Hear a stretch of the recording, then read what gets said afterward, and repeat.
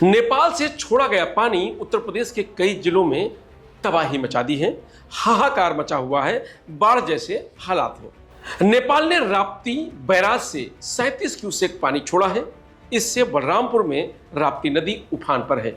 इसके चलते बाढ़ का खतरा मंडराने लगा है। नदी किनारे बसे 12 से अधिक गांवों में कटान शुरू हो गया है।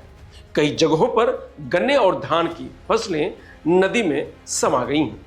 इधर उत्तराखंड में हो रही लगातार बारिश के चलते अमरोहा में गंगा नदी का जलस्तर 30 सेंटीमीटर बढ़ गया है। इसके चलते घाटों पर पंडों की झुग्गी झोपड़ियां डूब गई हैं।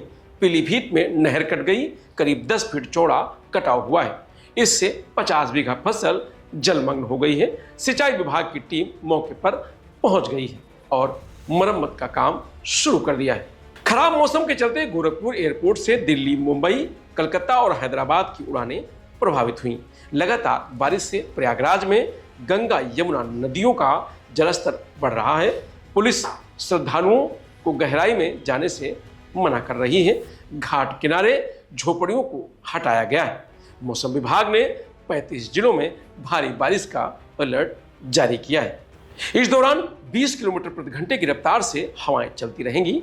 लखनऊ समेत 20 शहरों में दिन भर रुक रुक कर बारिश हुई।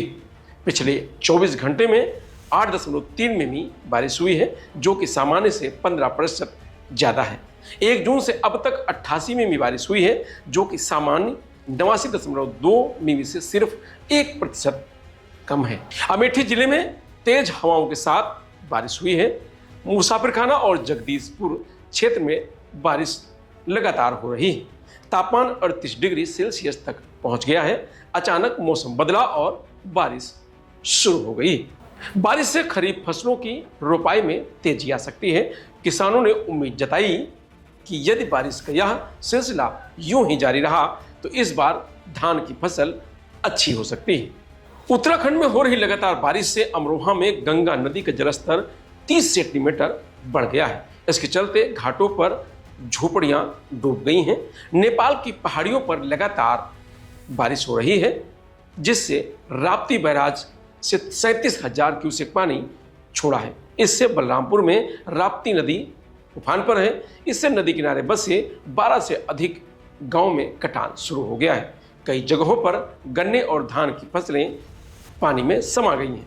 ग्रामीणों का कहना है कि अगर जलस्तर ऐसे ही बढ़ता रहा तो स्थिति और भी भयावह हो सकती है। पीलीभीत में जमनी कुंडा गांव के पास नहर कट गई है।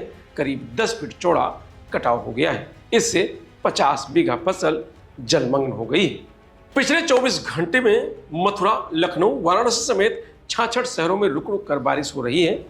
8.3 मिमी बारिश दर्ज की गई है, जो कि सामान्य से 7.2 से 15% अधिक है।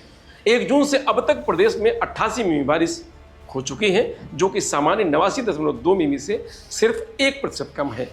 आंचलिक मौसम विज्ञान केंद्र लखनऊ के वरिष्ठ वैज्ञानिक एम दानिश ने बताया कि अब मानसून पूरी तरीके से पूरे प्रदेश में एक्टिव हो गया है। इस साल अच्छी बारिश होने की उम्मीद है। लखनऊ में झमाझम बारिश हो रही है।